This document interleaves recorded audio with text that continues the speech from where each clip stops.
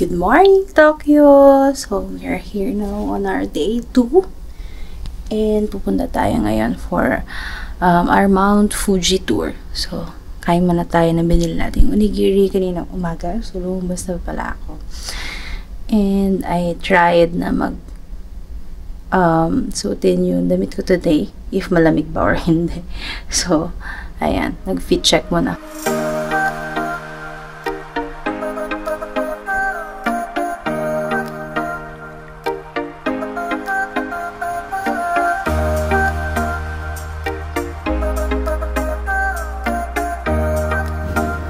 Ayan, so pupunta na tayo ng Tokyo Station at para makarating doon, mayroong bus stop sa harap ng hotel. Sasakay tayo papuntang Shimbashi Station at from Shimbashi Station, sasakay tayo ng train papunta namang Tokyo Station for our meet up or pick up point para sa ating Mount Fuji tour. Dito nga pala sa Japan, no, pag sumakay ka ng bus, tap in lang, hindi katulad sa Singapore na tap in and tap out. Isa nga lang pala yung fare nila para sa lahat ng bus stop. So kung malapit ka lang, mas maiging maglakad ka kesa mag-bus ka pa.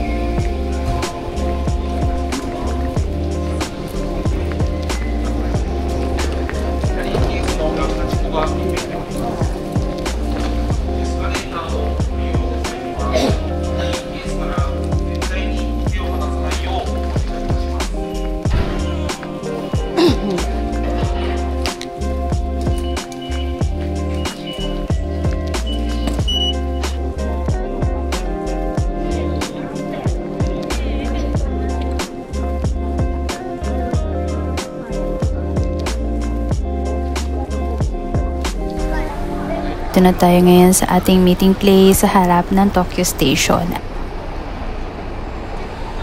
Para sa mga gusto mag-book ng Mount Fuji tour, search nyo lang ang one-day tour to Mount Fuji's popular attractions at Klook.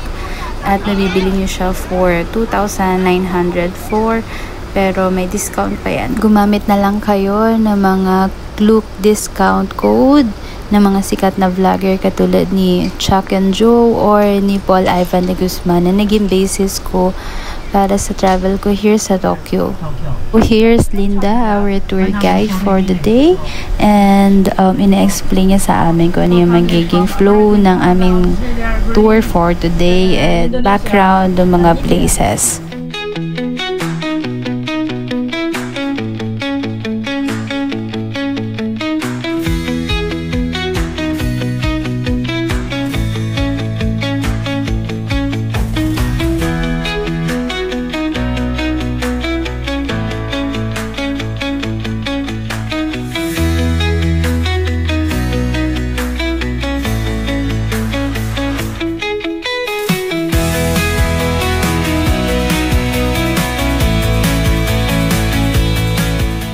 Ayan, so natatanaw na natin si Mount Fuji.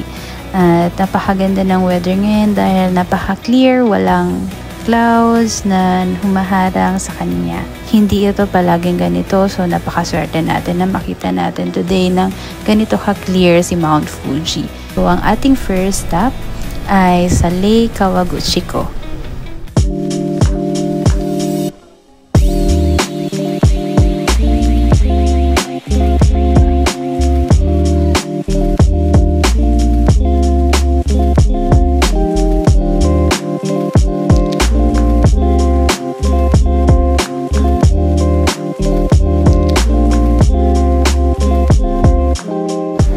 Sakto nga yung punta natin ngayon sa Japan.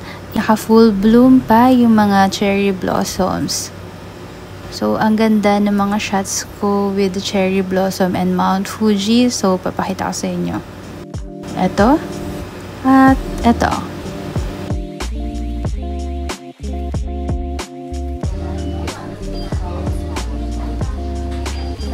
We also tried the famous ice cream here at Mount Fuji, and I ate it together with my newfound friend Mariam. So hi Mariam, if you're watching, I missed you, girl.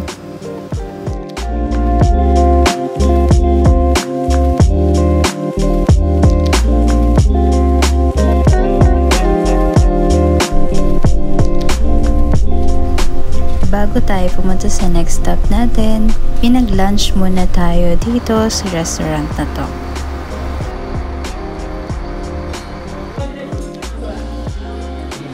So pagpasok, ganito siya, napaka-Japanese vibe. Tapos ready na rin yung pagkain namin since pinag-order na kami sa bus kanina at nakapag-advance call na yung ating tour guide na si Linda.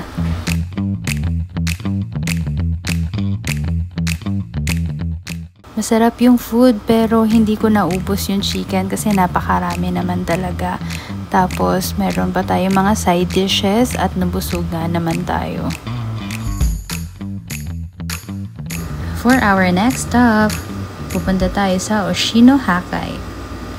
Oshino-Hakkai is a Japanese natural monument and one of the 100 best water sources here in Japan. Oshino-Hakkai is also a World Heritage Site.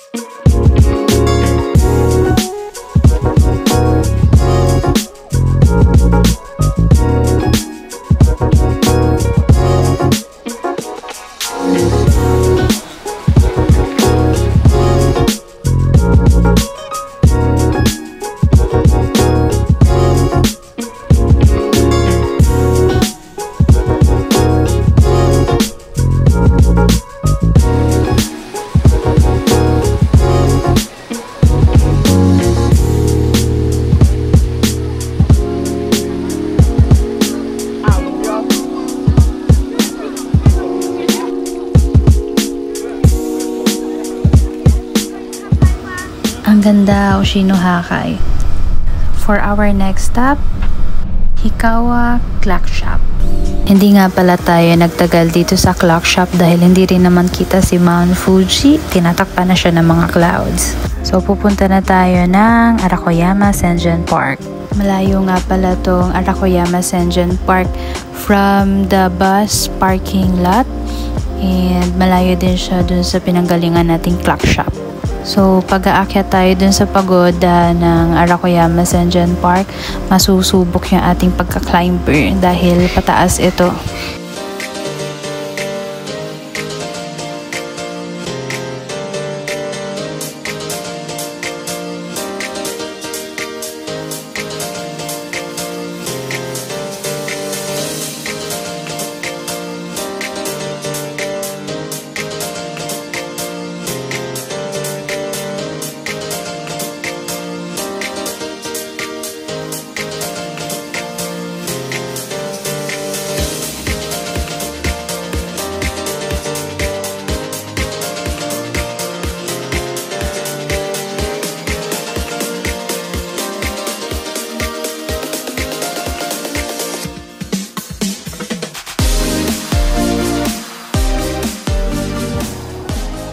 Yan, worth it naman yung pag-akyat natin dahil napakaganda ng view.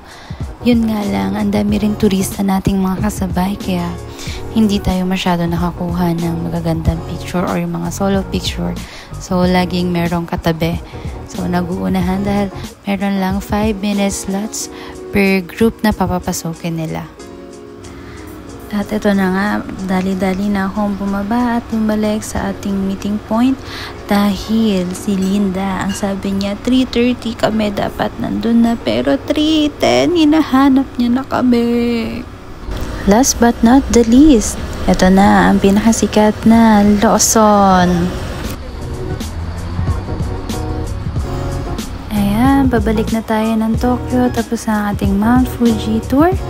At binigyan nga pala tayo ni Linda ng 4 kips. Papaswerte daw ito, kailangan ilagay sa wallet para dumami ang pera. So dahil gusto natin dumami ang pera natin, lalagay natin ito sa wallet natin.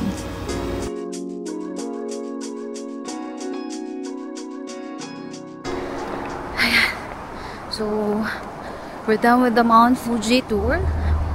And umuwi lang sa hotel para magpalit ng damit tsaka ng sapatos. Kasi yung sapatos ko boots tayo pero manipis kasi siya and parang nararamdaman ko na yung sole.